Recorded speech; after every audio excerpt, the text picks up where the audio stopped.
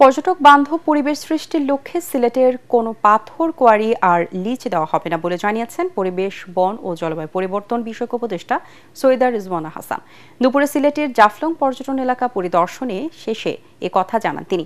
জাফলং পর্যটন কেন্দ্রকে ঢেলে সাজানোর পরিকল্পনা করা হচ্ছে। এমনটি করা গেলে এই অঞ্চলের পাথর শ্রমিকদের বিকল্প কর্মসংস্থান তৈরি হবে বলেও জানান সৈয়দা রিজওয়ানা হাসান।